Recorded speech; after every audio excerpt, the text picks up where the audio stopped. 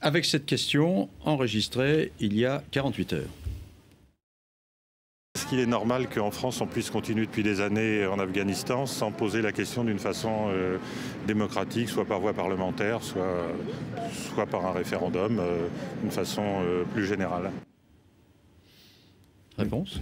Pas besoin de faire un référendum. Moi, j'ai pris un engagement au lendemain de 2012, dans l'hypothèse où je serais élu président de la République, j'annoncerai le retrait des forces françaises d'Afghanistan, avec un calendrier qui sera d'ailleurs assez court, puisque à la fin de l'année 2012, nous n'aurions plus un seul soldat présent en Afghanistan. Monsieur vous pose la question de l'engagement. Ça s'est posé pour l'Afghanistan, ça se pose pour la Libye. Est-ce qu'on a eu raison d'aller en Libye? C'est autre chose. La Syrie, etc. Non. Ce qui a été posé, c'est par rapport à l'Afghanistan. Et un débat parlementaire aurait nécessairement lieu sur cette question. D'accord. Quel que soit l'engagement. C'est pas simplement le choix que je pourrais faire, c'est aussi ce que la représentation nationale déciderait en même temps que le président de la République. Sur les autres conflits, parce que là, en Afghanistan, ça fait maintenant, depuis 2001, que nous sommes présents. Donc je pense que notre stratégie n'était pas, en 2001, de constituer une force d'occupation en Afghanistan. Je pense aux familles de nos soldats. Je pense aux soldats eux-mêmes qui font un travail remarquable, dangereux.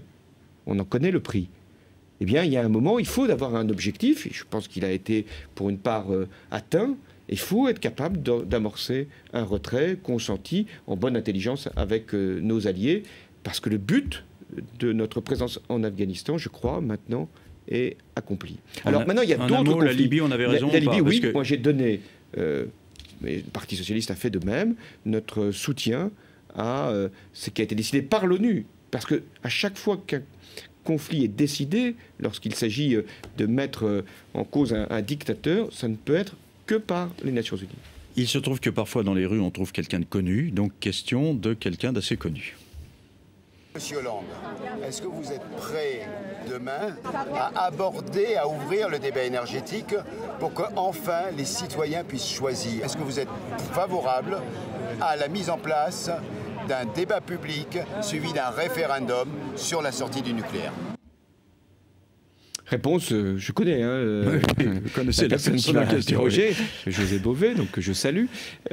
Oui, je suis pour l'ouverture d'un grand débat. Et d'un référendum? Alors, sur le référendum, ça sera au terme du débat qu'il faudra... Mais il y aura un référendum? Non, je ne sais pas s'il y aura un référendum. Quelle question poser? Ça dépendra du débat lui-même. Mais moi, je veux être précis sur ces questions de nucléaire. Parce qu'après ce qui s'est passé à Fukushima, il y a une émotion. Je veux être précis parce qu'il s'agit de la crédibilité même de ce que je peux porter dans la campagne présidentielle. Il a été annoncé par les Allemands, gouvernement allemand, la sortie du nucléaire. En 2022. En 2022. L'Allemagne a 22% de son électricité qui est produite par le nucléaire. En France, c'est 75%. Eh bien, je dis, pour bien marquer mon engagement et en même temps le faire de manière crédible et sérieuse, toujours être sérieux, je dis, ben voilà, les Allemands vont décider en 15 ans de passer de 22% de leur électricité produite par le nucléaire à 1 ou 2%, mettons 0%. Eh bien, nous, en France, nous devons passer de 75% à 50% notre électricité produite par le nucléaire. Dans le même effort, dans les mêmes conditions, 2022? dans la même période, 2025, puisque c'est 25%.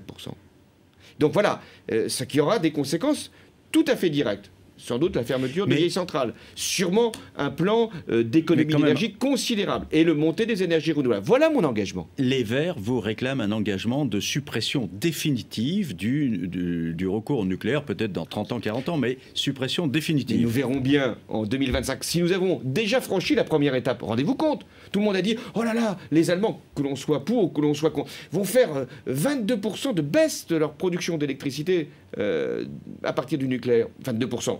Passer de 22% de leur production d'électricité à 0. Eh bien, je dis, faisons le même effort, mais nous partons de beaucoup plus haut.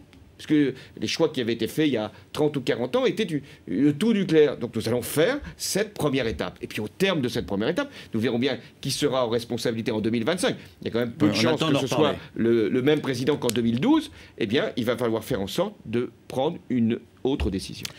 Je vous propose de marquer une mi-temps pour le journal de 19h et puis ensuite vous aurez votre débat sur l'économie avec Bernard Maris. Merci.